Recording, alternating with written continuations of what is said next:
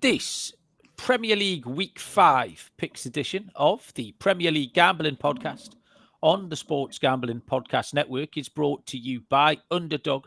Underdog has a brand new offer for new customers. Play just $5 and get $50 in bonus funds when you sign up with the code PLGP.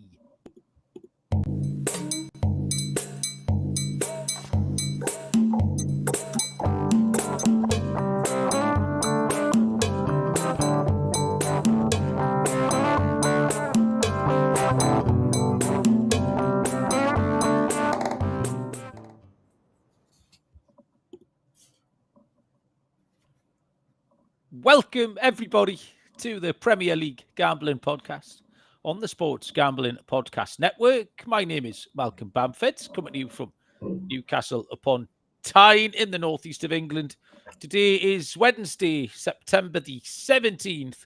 We are here to have a look through the current Champions League slate, which we are partway through, before we get fully stuck in to the Premier League Matchday 5 fixtures taking place this week. Joining me from, in fact, Liverpool is the answer, as you can tell by the dodgy hotel decor. And it appears to have enlightened his mood even further, is Mr. Barry Penaluna. Barry, what is wrong with you now? Fucking Liverpool, isn't it? I didn't leave it.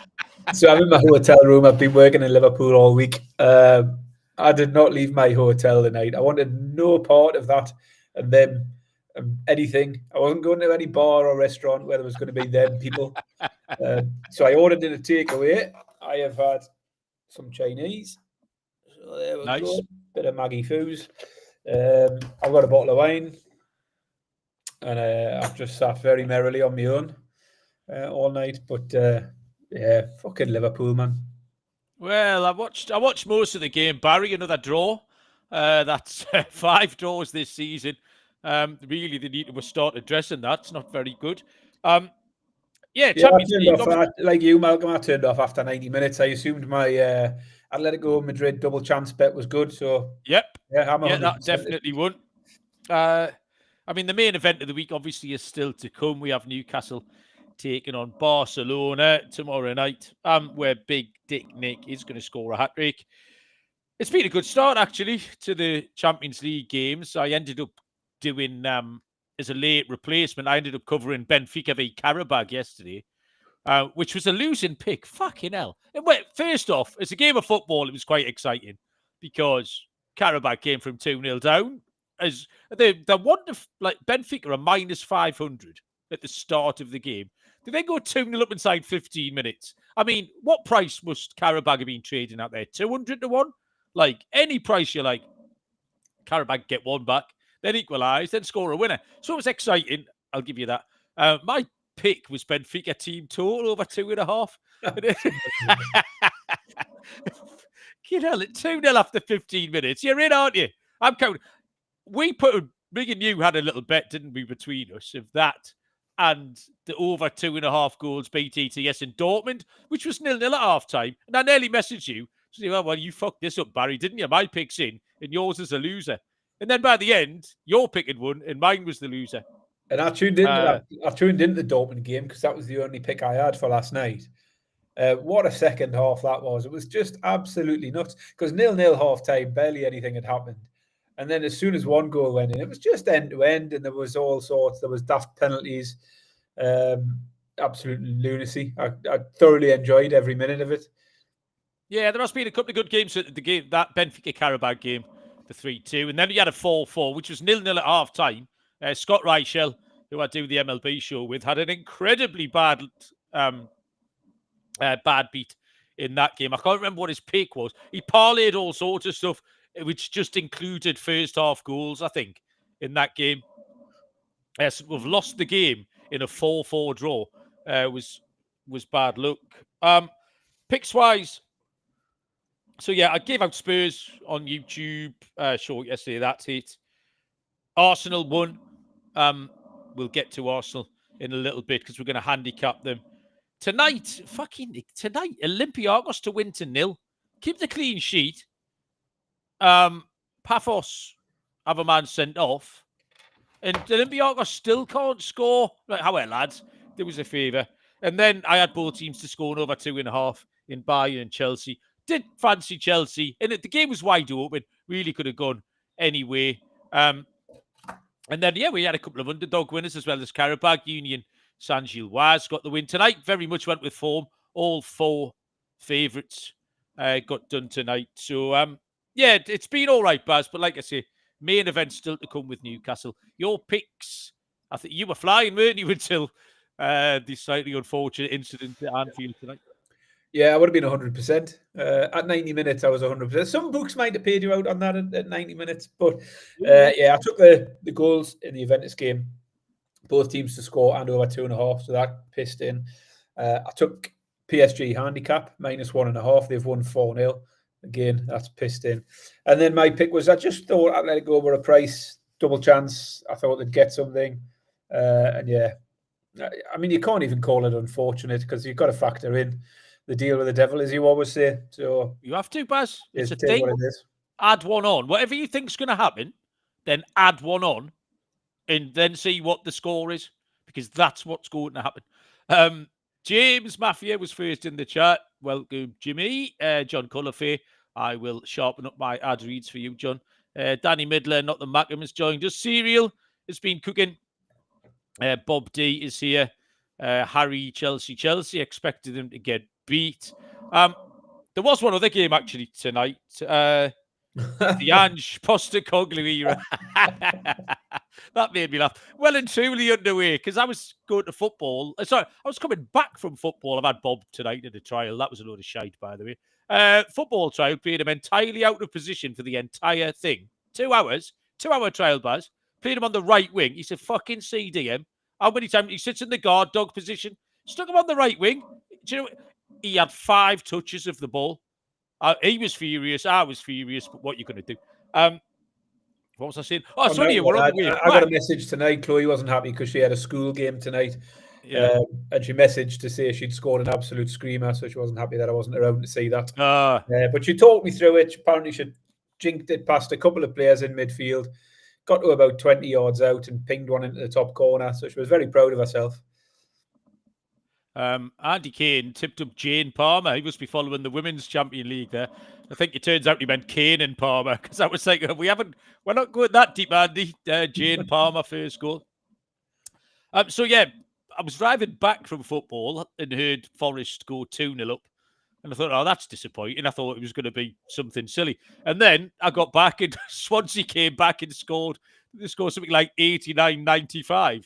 And Swansea was later than that. I think it was 94 and 97. Wow. So there you go. There's something to look forward to, Forest fans. But and if you was complaining about the boring football, you're not going to get that anymore. It's going to be chaos. In one of the dads' chats tonight, there's a Swansea fan who's one of the football dads, and obviously a few Forest fans. But one of the Forest fans was getting his excuses in early tonight. He said it was the Forest C team.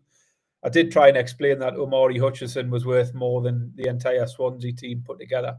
And they did make loads of changes, but they had Hutchison in there. They had that Igor Jesus.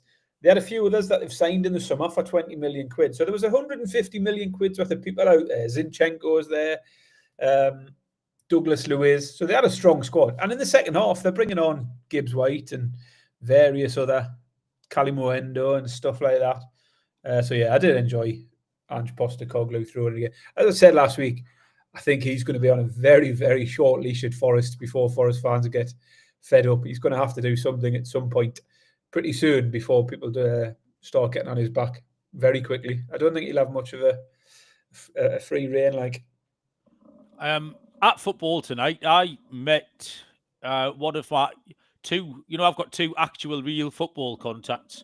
One from the media and one from the world of football. So I've got an angle, Barry.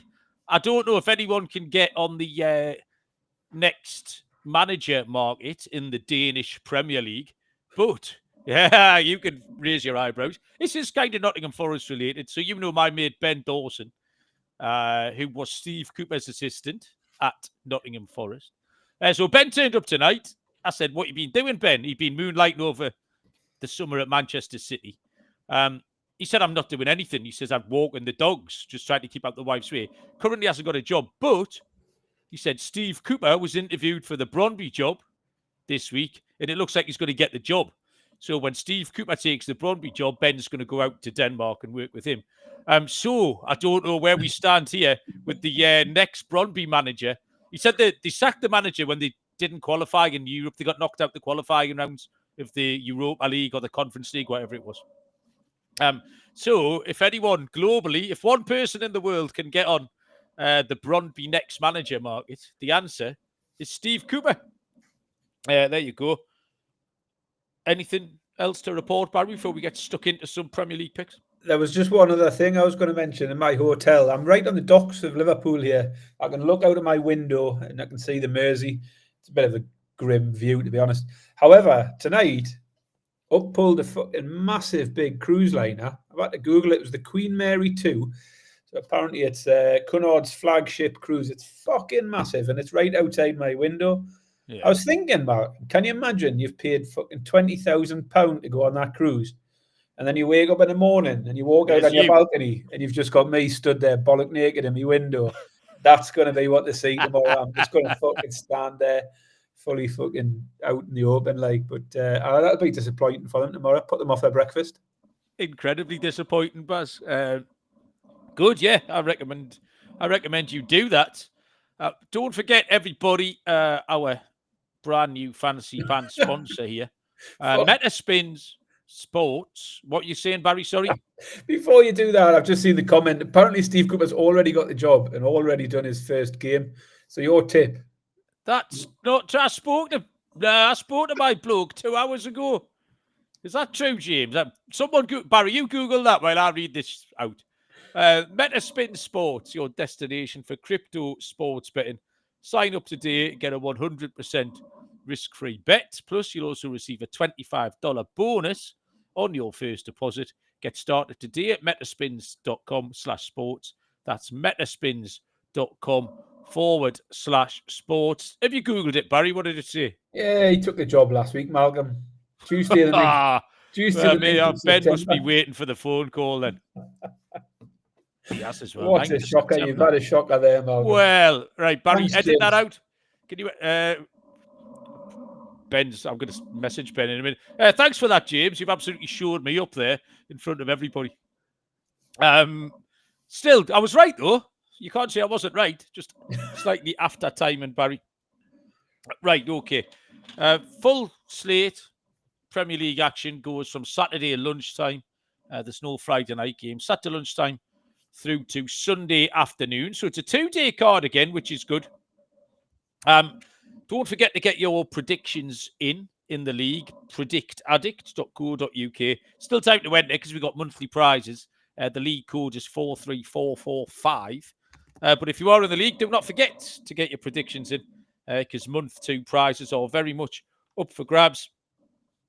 We start here on Saturday lunchtime, 12:30, which is 7:30 Eastern time, between Liverpool and Everton. We've got a Merseyside derby here. Liverpool are 9-20, minus 222. The draw is 15-4, plus 375. And Everton are 11-2, plus 550. Tricky this. Liverpool v Atletico didn't really change much of my handicap for this game tonight. Liverpool played kind of to form, attacking and defensively. 4 wins, all narrow in the league. You can add on tonight if you want to. This depends on your viewpoint. It's either the sign of a great team or they're just plain old lucky, and it's probably the first one, isn't it? If we're being completely and utterly prudent about it. It's a kick in the pants every time it happens. We're not denying that. But it does keep happening for a reason. Everton were the better team last week against Aston Villa. Everton have been the better team most of the time this season. They should have won that game last week. So apart from the 1-0 defeat at Leeds, they do look very, very competitive. Liverpool aren't looking like running up a score on anybody. They've only covered a handicap once, which was against Bournemouth and very, very late. In Everton, at the very least, don't look like losing to anybody by 2. I think Everton have got a live goal threat, so they could join in, Grealish and Dye, etc. I think they can run Liverpool close here. I'm going to take Everton +1. So we'll push with 1 goal. Everton played them hard last season, as you'd expect. Everton +1 is 15-13 plus 115, Baz. Yeah, can you just try and move your microphone up a little bit? It feels like something's rubbing against it. It's like a little bit of noise. Mate, this wire does, and it does my head in all the time. I have to put it over my shoulder, and sometimes I forget because I can hear it myself. Yeah, sorry. That's it. Yeah, sorted. Knowledge. Yeah, Everton have done okay in recent years against Liverpool. Unfortunately for them, though, it's always been in the home games. At Goodison Park, they seem to be able to get one over them. They're unbeaten in the last 3 when they're at home against Liverpool. But they've lost the last 4 when it's been at Anfield. And they've lost those 4 without scoring a goal. 7-0 aggregate, those 4. So Liverpool have won 2-0, 2-0, 2-0, 1-0 in those last 4 games. Everton have been decent since losing away to Leeds on day 1. Unbeaten since then with 3 wins and a draw if you include the cup games. And 3 clean sheets as well, which has been a positive for them. And although it was defensive concerns that sort of drew early attention where Liverpool were concerned because they were shipping lots of goals, they have just had back-to-back clean sheets against Arsenal and Burnley in the league, although they went back to conceding 2 again tonight. I had a few thoughts here. I do feel like Liverpool should have the upper hand here at home, but I think Everton can keep it tight enough. They generally do in these games. And the head-to-head record has seen 6 of the last 7 go under 2.5 goals. And both teams to score no has hit in 6 of the last 7 as well. I feel like you've got to go unders here. 2 teams who have just had a few clean sheets. Liverpool's history in this fixture is 1-0 or 2-0 every time. Probably going to be something the same here. Probably a late 1-0 win or something. But I'll just take the unders. I haven't got a price here because I couldn't get on Bet365 earlier, and I thought I'll come back and I'll find that price later. But I'm on the under 2.5. Can you see what the price is? Mate, it's a huge price. It's 11-8 plus 137. All over that. I love that all day long. It's always unders. The Anfield, the Liverpool derby, 6 of the last 7. So yeah, 11-8 is a great price. I'll take the unders. Yeah, I mean, back-to-back 1-0 wins. You're absolutely right, Baz. 3 o'clock kickoffs on Saturday. There are 1, 2, 3, 4 3 o'clock games, starting with Brighton and Hove Albion taking on Tottenham Hotspur. Brighton 6-5 plus 120, 27-10 the draw plus 270. Tottenham are 2-1, Baz. Yeah, I should say some of my handicaps are quite brief tonight because I wasn't sure how good my signal was going to be. The Wi-Fi is not being great in here, but so far so good. But that doesn't not change. Like you to do half a job, Baz, on this show. What is like me is to pick every Premier League game, as I've mentioned before. There's only one of us done that, Malcolm. Not really sure what to make of Brighton so far this season. Good win over Man City a couple of weeks ago, but sandwiched between defeats to Everton and Bournemouth. So still very much trying to work out Brighton at the moment. Spurs, on the other hand, did lose to Bournemouth as well. So both of these teams have lost to Bournemouth. But then they've won their other 4 games without conceding a goal, Spurs, if you include the Champions League tonight. So they've conceded just 1 goal so far in 5 games. Both teams to score no's hit in all 5 of their games. And I can't see why Spurs are as big a price as 2-1 here. Haven't seen what I've seen from Brighton so far. Based on what we've seen, they've won 4 out of 5, including 2 away games. One of them at the Etihad as well, so not easy away games. No reason they can't go and win this one. 2-1 looks a massive price for Spurs for me. Brighton aren't pulling up any trees. I just think the wrong team's favourite here. I'll take Spurs as an underdog, 2-1. It is a WTF, Baz. You are absolutely right. Wrong team are favourite. Tottenham are way too big. I just don't get the pricing at all. This isn't even the case of I think Tottenham will win. I do think Tottenham will win. But even if you don't, the pricing's ridiculous. At the very least, there should be a match on the books. But, I mean, I'd have Tottenham as the jollies here. Like, Brighton have done nothing to justify being 6-5 favourites in this game. And at the risk of repeating myself, they're just cheating. They just, whoever they're playing, they'll take turns to attack. And at the end, they'll add up the amount of goals they've scored. Last week, they were on the wrong side of it. They could easily have beaten Bournemouth, and they're going to do that all season. I didn't enjoy the manager's close last week. And I know I didn't want to bring it up on last week's show because I moaned about Ruben Amorim's close. And I don't think I should have gone in on two managers. That's but fair. Did you see the state of Fabian Hürzeler in that entire camel ensemble?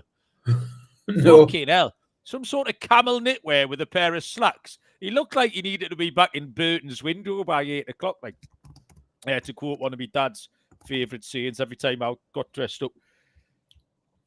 The Champions League clean sheet for Tottenham in the week to add to a very solid game log. Their only defeat was to Bournemouth, who also beat Brighton. So there's no form line variance in there. They can defend. The squad looks deep all of a sudden. Tottenham squad looks deep. This is a ridiculous price. Tottenham at 2-1, Barry. I entirely agree with you. I've just Googled Hürzeler. I've seen him. It was an all-grey outfit. It looked camel to me, but that might be my memory from a few days ago. Turtleneck on the go? Yeah, turtleneck, some sort of like flannel jacket. Yeah, I can see it. Yeah, I'm not a fan of that. No, he's a tit, isn't he? The tit list's been quiet this week, Baz. Oh, this season so far. I don't think we've had any. No, everyone's been well behaved so far. We are brought to you by mybookie.ag, your place to bet on football and everything else. The prop builder is second to none. The motto is bet on anything, anywhere, anytime. Easy deposit and lightning fast payouts using crypto. Head to mybookie.ag, promo code PLGP for a 100% bet back bonus up to $500 for new customers. That's mybookie.ag, promo code PLGP. And we're brought to you by NoVig. NoVig is America's #1 sports prediction market. Since NoVig is an exchange, you know you're getting some of the best prices in the market. NoVig is available in over 35 states. Download the NoVig app and get $50 when you spend $5 if you use our promo code PLGP. Get in on the action with NoVig, promo code PLGP, or indeed SGPN for NoVig. Somebody on Spotify complained there was too many adverts, Baz. Did you notice that? Sorry about that. There's not much we could do, you know. It is free. Funnily enough, this is a free service that me and Barry provide. So someone's got to pay the bills, and our advertisers do. But we try not to let them impinge on the expert analysis too much. So that's my explanation of that. 3 o'clocks continue with Burnley taking on Nottingham Forest. We've definitely got the same pick here, Baz. Burnley are 11-5 plus 220. 23-10 plus 230 the draw. Forest are 6-5 plus 120. Burnley, it's been a bit of a mixed bag from Burnley. Not entirely sure what to make of them. They've got 1 win and 3 defeats. They've scored twice, if that makes sense. They've blanked twice. They've come at a handicap 3 times. So there's not an awful lot of patterns there with Burnley. I'm still not sure if they were quite good or entirely shite last week against Liverpool. They did look capable of defending, though, and against Sunderland. But then they conceded 3 against Tottenham and Man United. So difficult to pin down. The other issue you've got is Nottingham Forest. And we've seen tonight, we've already mentioned it. You don't know, no one knows what Postecoglou's doing. He doesn't. So I don't know what chance we've got. And I've got no idea what to expect with Ange at all. He's openly said that the fucking about started tonight. And sure enough, he was true to his word. I've just got to stick with these teams, Barry, being 2 unders teams in essence. And even though 3 of Forest's 4 have gone over 2.5, Burnley look well equipped to limit Nottingham Forest. And even if Ange manages to fuck about with it, which he wants, I don't think Burnley would be in a position to take advantage. I think both teams will try to win 1-0. One of them might manage it. But I think you have to take the under 2.5 at 4-5, Barry. I agree. Burnley sit here with just 3 points from the 4 games. But actually, other than the 3-0 loss to Spurs on the opening day, they've gave a pretty good account of themselves. They beat Sunderland. And then they've lost to Man United and Liverpool to injury time penalties in both of them. So could easily have come away with just one defeat from those 4 games. But either, as I say, they lost those 2, but didn't disgrace themselves in either of those games. I think they can compete against Forest. Forest have just lost back-to-back games 3-0 in the league. They've just conceded 3 goals to Swansea tonight. So they're shipping goals, Forest. I agree with you. I don't think Burnley are the team that are going to capitalise on that and suddenly go and hit 2 or 3 past Forest. But I think Burnley will keep it close. I was tempted with Burnley actually as another underdog pick. Following on from Spurs in the last one, I thought Burnley might have been a pick, but or even on the draw, no bet, possibly. But ultimately, I ended up going for the same as you. Low scoring affair. Someone might nick it 1-0. Forest have failed to score in the last 2. That influenced my thinking a bit. Burnley strong enough defensively, but I don't think they've got much going up the other end. So exactly the same pick. Under 2.5 goals at 4-5. Okay, thank you. I had a feeling you would go with that one, Bats. 3 o'clock kickoff. This is all too fucking easy, actually, Bats. The next 5 games. I was thinking about this at the start. I found a pick relatively quickly on everything. Yeah. Tonight. I didn't have to think too much. Doesn't mean they're all going to win, but I found myself knowing what I wanted and finding a bet on it fairly quickly. I think they are all going to win. 3 o'clock kickoffs continue. West Ham United against Crystal Palace. West Ham 15-8 plus 187. 5-2 the draw plus 250. Palace 11-8 plus 137. Barry, we've got the same pick again here. Probably. I mean, Palace let me down last week with their ball draw against Sunderland. But it's a draw which continues their long unbeaten run. They went and extended it again last night in the Cup, winning on penalties against Millwall. So they're now 16 games without defeat, Palace. There's loads of draws in there. 10 of 16 have finished in a draw, which is pretty... That's a lot of draws, that 10 of the last 16. But I think they can be taken for a win here. You have to continue fading West Ham, I think. The 3-0 win over Forest was a definite outlier in their form. I mean, that was 0-0 after 85 minutes or something, and then they suddenly scored 3 goals from nowhere. Around that, they've lost 4 games, conceding 14 goals in the process. And that's the alarming thing. The number of goals they're shipping in. Wolves put 3 past them in the Cup. Sunderland managed 3 against them in the league. And yet, I'm getting 11-8 here for Palace to score 2 or more. I almost just went for the Palace win, which is probably where you've gone, probably what you thought I'd have gone for. But I've gone for the Palace team total.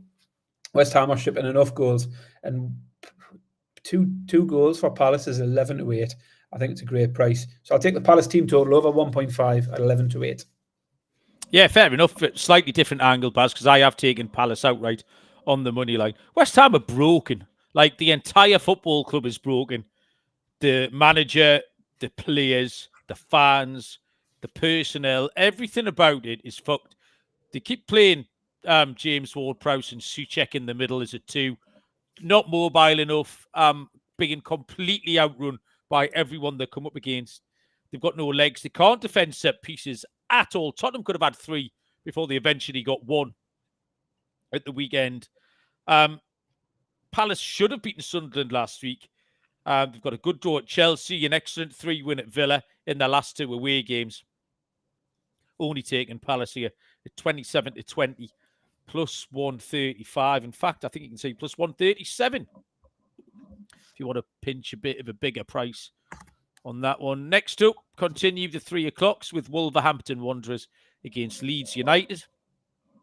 8-5 Wolves, plus 160. What's the draw there? 11-5, plus 220. The draw. Leeds are 15-8, plus 187. Much prefer Wolves, Barry. I still think they'll be okay. I thought they'd done all right at Newcastle last week. I spoke to Simmers. I wasn't at the game, so I saw the highlights. I spoke to Simmers, and we were having this conversation. And he said he thought Wolves were shite, so I don't know if I've misjudged it. But then again, I'm a much better judge than Paul. They've had 3 one-goal defeats against a good Bournemouth team, an in-form Everton team, and another good side in Newcastle. Leeds, on the other hand, just won't be able to score any goals. They've got that penalty just to show for it. I much prefer Wolves in this spot. They're unlucky to have no points. It's a good chance to get off the mark. It was one of my favourite picks on the card, Barry. Wolves 8-5 plus 160. I mean, it's funny you should say that because I think I've wrote at the end of my notes, not my favourite pick on the card. However, it is the same pick. I thought it was a bit trickier, but you mainly think it's trickier because Wolves are sitting here on no points from their 4 games. And Leeds are sitting on 4. And although Leeds have got 4 points, they've only scored 1 goal.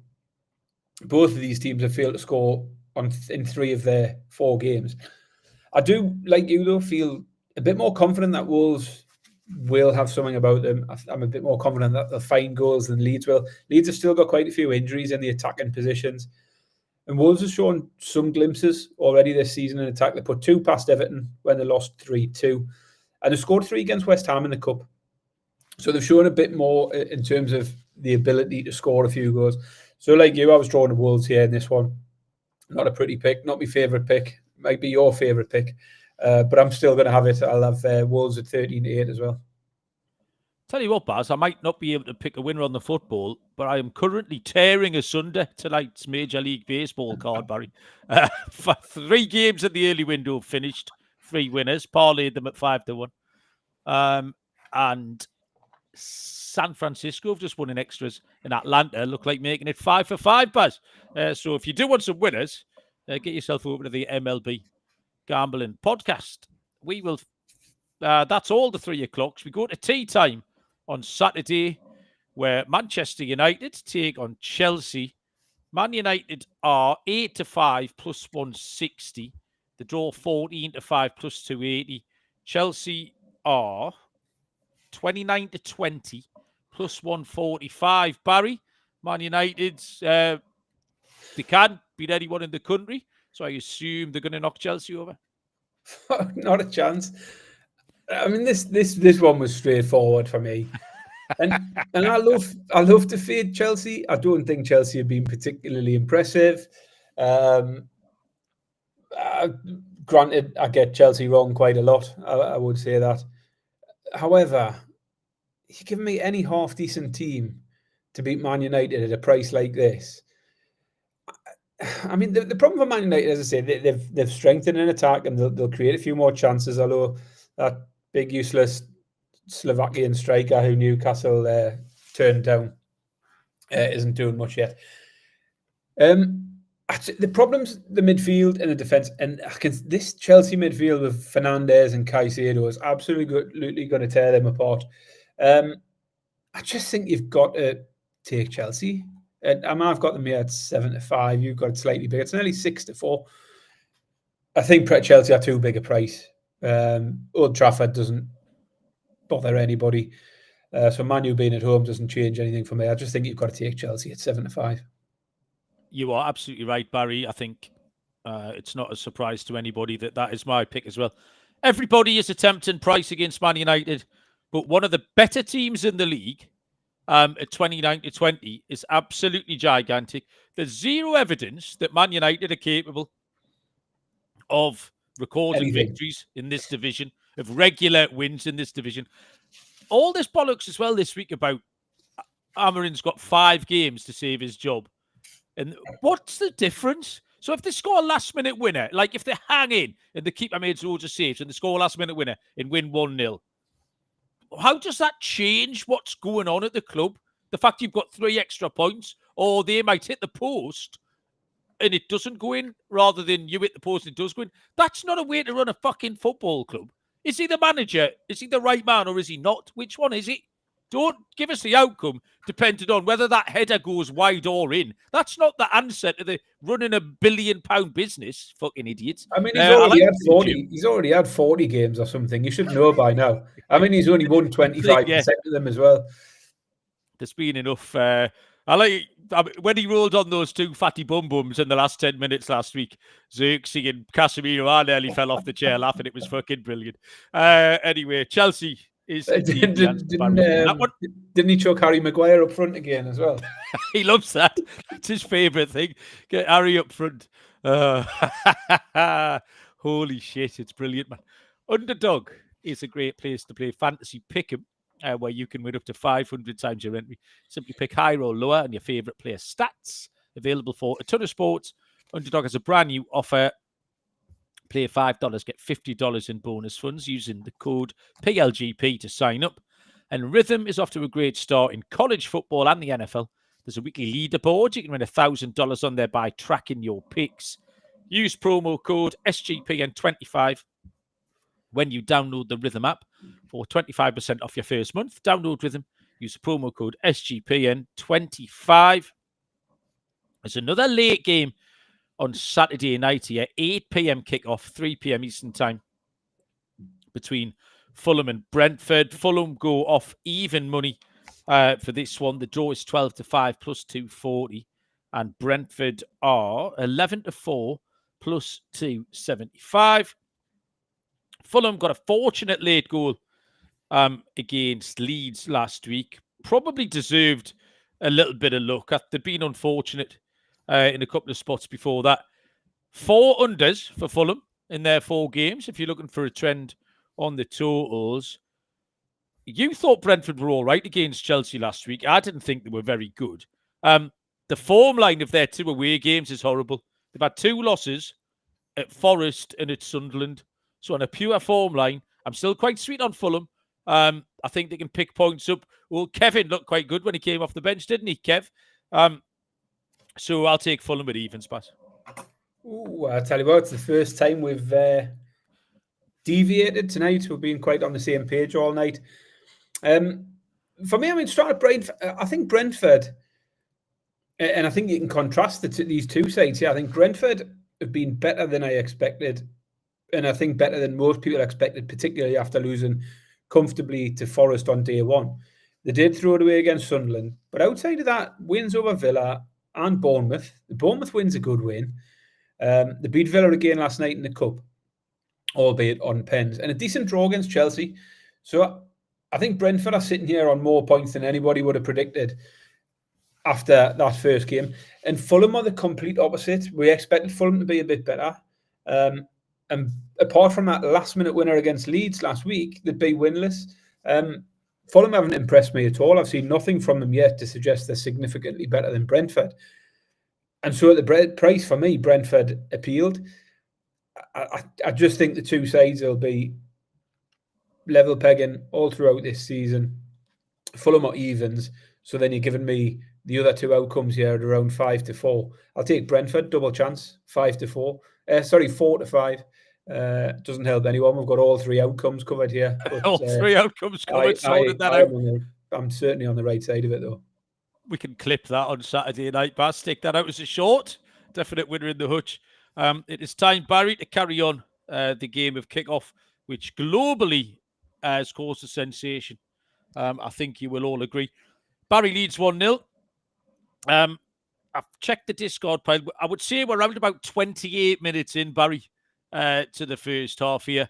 It is 1-0 to you. The ball is on the blue half in square A9. And I am going to... I feel like I'm wasting a decent card here. I'll tell you what I'll do.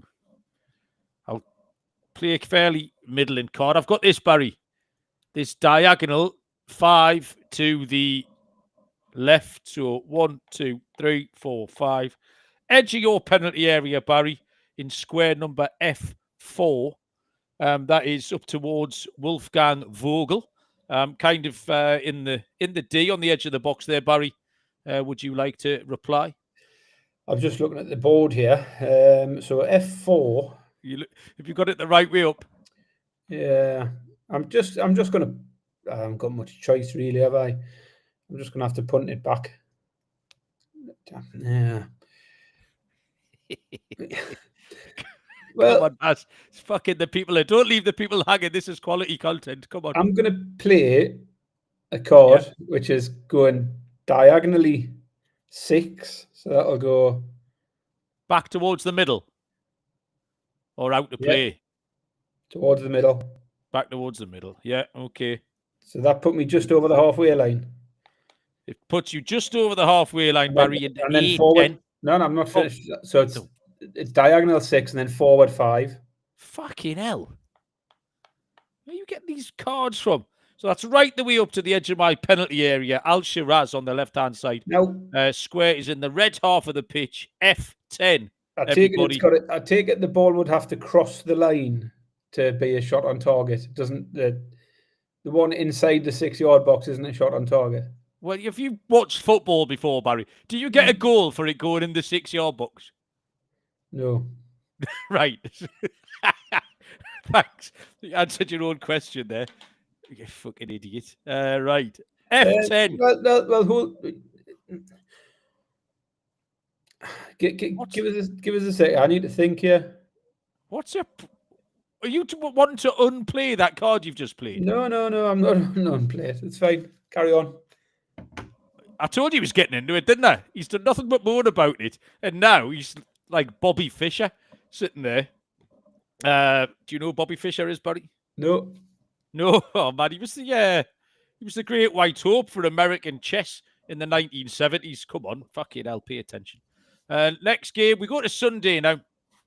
There are 3 games on Sunday. First of which is a 2:00 kickoff between Bournemouth and Newcastle. Bournemouth are 29-20 plus 145.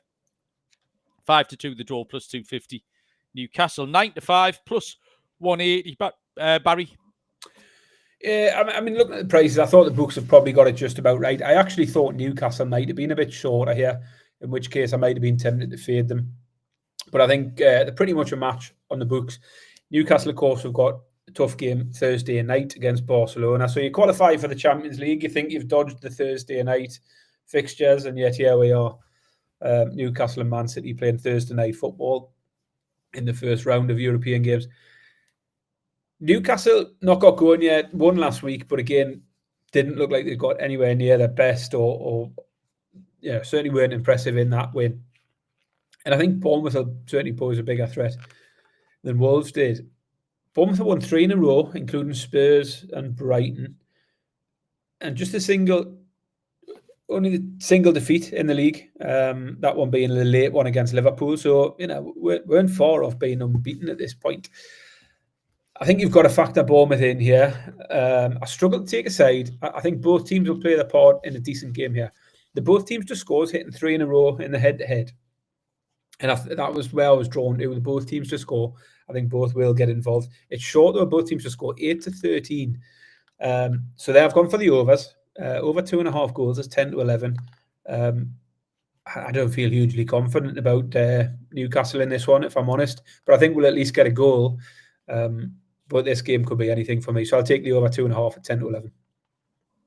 Yeah, I don't know if there's a bit of gut feeling in my pick as well, Barry, because I feel like the same as you. I'm not confident in Newcastle. We do have a terrible record there. Danny's pointing that out in the chat. He's absolutely right. So the minute you start handicapping that, you can't remember. It doesn't bring back fond memories. It's a big spot for Newcastle Thursday night, physically and emotionally. There'll be a lot going into that. And I'm just never, ever confident. They always give us a tough time there. So there's 2 things in play yet. The Newcastle v Barcelona angle, but also Bournemouth are very good. Like, you can't ignore that. It's not a difficult angle either. In some comparison games, if you want, unlucky against Liverpool, they're 2-2 late on. They beat Tottenham, who've been great, and they beat Brighton. So 3 kind of top half Premier League teams, you would have said, that Bournemouth have dealt with very well. Newcastle squad looks a little bit deeper now, which is good. But they're still bedding in the likes of Big Dick Nick, who's going to have to play because Wissa's injured still. Ramsey's injured. Malik Chow hasn't really settled in. So even if we get to make some changes, it'll be Joe Willock, Harvey Barnes, Emil Kraft, those kind of people. And they still haven't played together much, and I think Newcastle need a bit more time with that. Bournemouth have had the week off as well. I think they're a good price, Baz. I'm going to take Bournemouth at 29-20 plus 145. The penultimate game here sees Sunderland taking on Aston Villa. This is 2:00 on Sunday, 9 a.m. Eastern Time. Sunderland 12-5 plus 240, 5-2 the draw plus 250, and Villa 21-20 plus 105. Where are my notes? Sunderland. Villa are way too short. That was my first impression on this. I don't know who's back in Villa at 21-20. They haven't scored a goal in 4 games. They were rubbish last week against Everton. I watched them. They got knocked out the cup on Tuesday night. They did score a goal. It was dog shit. The keeper made 2 mistakes. He rolled the ball out to Harvey Elliott, who then rolled it back to him, and he let it through his legs. So he dropped 2 bollocks. It's not like Villa scored a goal. Villa were gifted a goal. I was entirely unimpressed with them for the 90 minutes last week. It's just not working. The coach looks a little bit frustrated with everything. Sunderland are 2 for 2 at home. They avoided a defeat at Palace last time. So they're perfectly capable of avoiding a defeat here. The double chance is too short. I considered Sunderland double chance at 18-25, minus 138. But the draw no bet is a decent price. I do think Sunderland might win 12-5 plus 240. So, yeah, that's going to be me play. I'm going to take the Mackems, Baz. Wow. I think the Mackems have already got more points than you predicted them for at the start of the season. Yeah, I went with 2, didn't I? Yeah, something like that. I thought this was another stinker, to be honest, but my first thought was exactly the same as you. I did think if this was match day 1 and you had Sunderland at home to Villa and Villa at 21-20, I'd have been all over it. Yeah. But having seen what we've seen from Villa so far, you can't possibly back them at that price. They're still goalless. They lost last night in the cup to Brentford. No interest at all in Villa at that price. Both of these teams played out 0-0 draws last week, and I just thought the immediate thought for me was this is going to be low scoring, take the unders, and that's where I've ended up. Under 2.5 goals for me, 8-11. I'm just going to adjust my play because my pick was Sunderland draw no bet. It's 6-4 plus 150. I just wrote down the wrong price, which is why I gave out Sunderland. I do think Sunderland might win, but I'll put a little safety net in there just in case they are shit. They have the worst XG from open play in the league, Sunderland.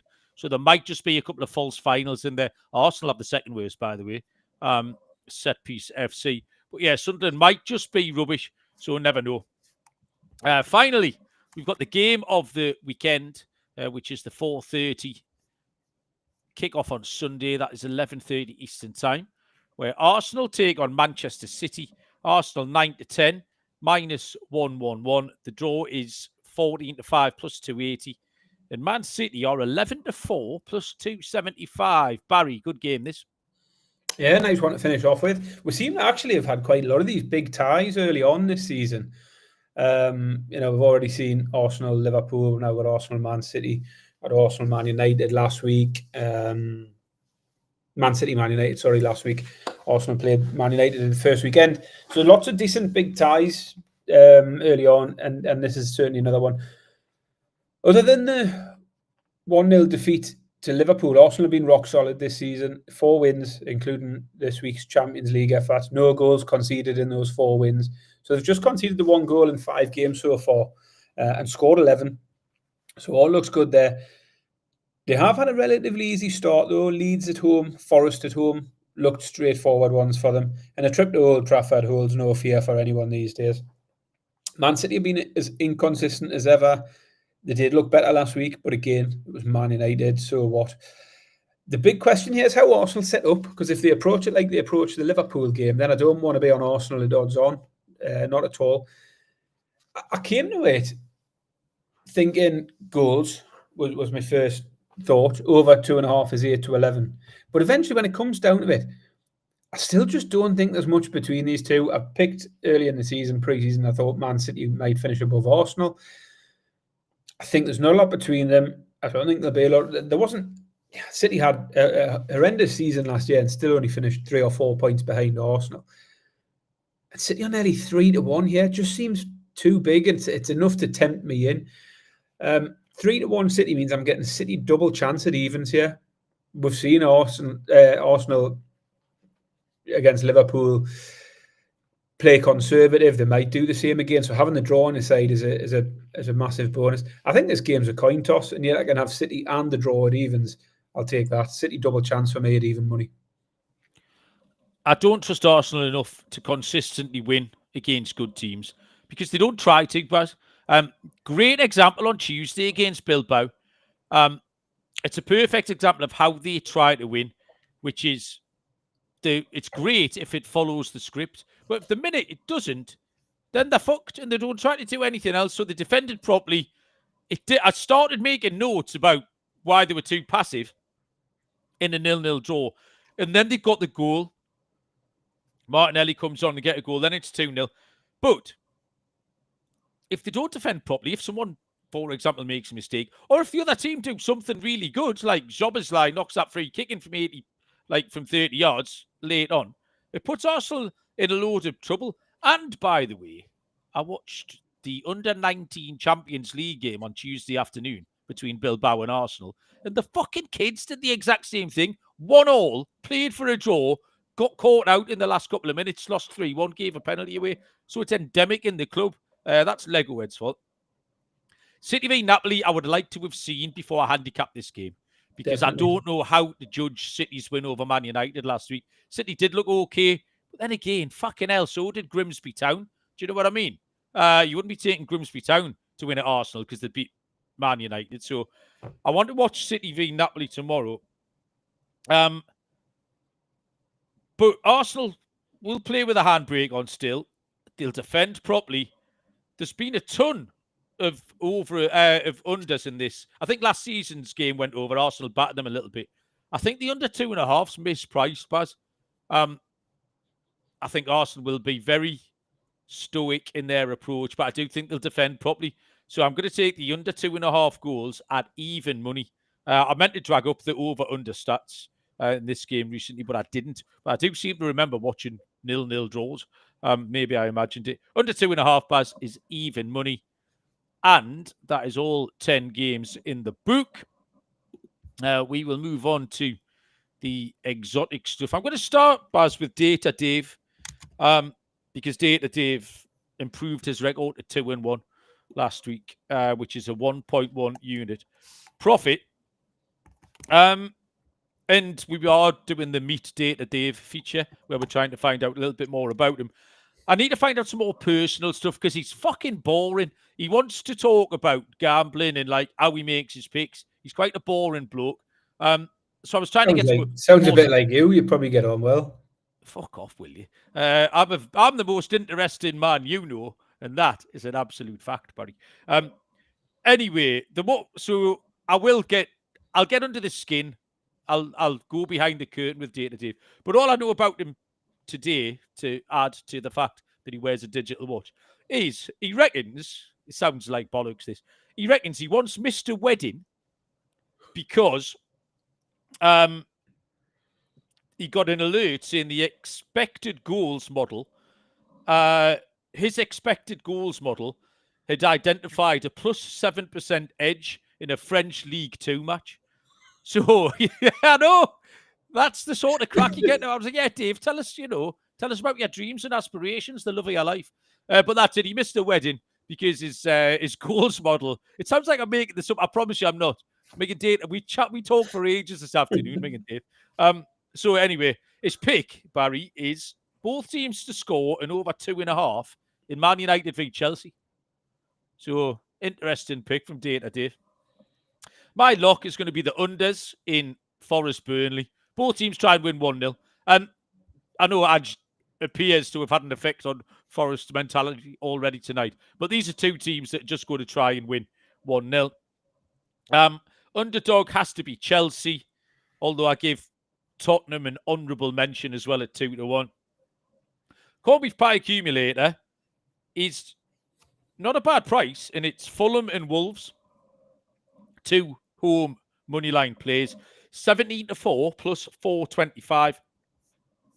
Stake and Stilton, I've got a London treble on the road.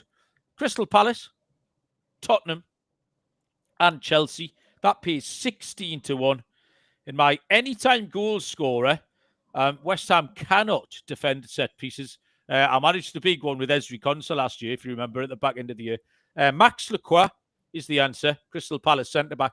28-1, first and last. 10-1 anytime goal scorer. Lacroix. Thought about throwing Gahey in as well, because he's been amongst the goals recently. He's the same price. They're both 28. But I will give Lacroix. And I think, Barry, that is me. What have you got? Love all of that. There's a bit of crossover as well, and a lot of our rackers, a few Nice. teams in there. I thought I thought those away Tottenham, Chelsea, Palace would feature in places, Baz. Well, yeah, I mean, I haven't got the same combinations, but I've gone with the same thing and just money line players for my hackers. But we'll get there in a second. My lock, I'm locking up Chelsea against Man United. Great price. I'll have Chelsea as my lock. You've got them as your dog. I was tempted with, you could take Chelsea as a dog. Tempted with City. I think they're a massive price. Gone with Spurs. Spurs are 2-1. To beat Brighton is a ridiculous price. So Spurs will be my dog this week. My Call Me Pie hacker is a simple straight up Chelsea and Palace double. 5-1 almost for Chelsea and Palace. So like you, taking the Londoners. And my Stake and Stilton hacker is a treble. And it's 3 underdogs. Well, are they all underdogs? Yeah, they probably are. City to beat Arsenal. I think too big a price. Stick them in a big exotic hacker. City, Brentford, and Spurs all to win. Comes in at 40-1. All 3 of them are live. Like they've all got chances in their games. City, Brentford, Spurs, 40-1 for my Stake and Stilton hacker. My score, I've went to the same game, but I've played it safer. I've went for Mateta 2-1 anytime. Mateta roughly 2-1. I think it was 15-8 actually. 5-1 first and last. So I'll have Philippe Mateta to score against West Ham. Picked him, Baz. I was on that game. I went a little bit more silly at the other end, but yeah, don't mind that at all. Taking a bit of a punt on those two. And I'll finish off with a card treble. I'm still going to crack on with these card trebles because we're hitting one and getting a little bit unlucky. We've hit one double so far, and a double captures you a nice winner, to be fair. A little bit unlucky a couple of times. This week, we're going for, is it Irigbunum? Is that how you'd say it? Yeah, we'll have Irigbunum for Everton. We'll have João Gomez for Wolves. And the last one's Tyler Adams for Bournemouth. I couldn't find any prices for the Newcastle-Bournemouth game for cards, but I like Tyler Adams to get one of them. So I'm guessing a little bit at the price. I've priced Adams up at Tyler Adams at 5-2 in my head. If he's bigger than that, you might get a bigger price in this. But if he's around 5-2, then we're looking at about 35-1 for the treble. Again, we'll take the doubles.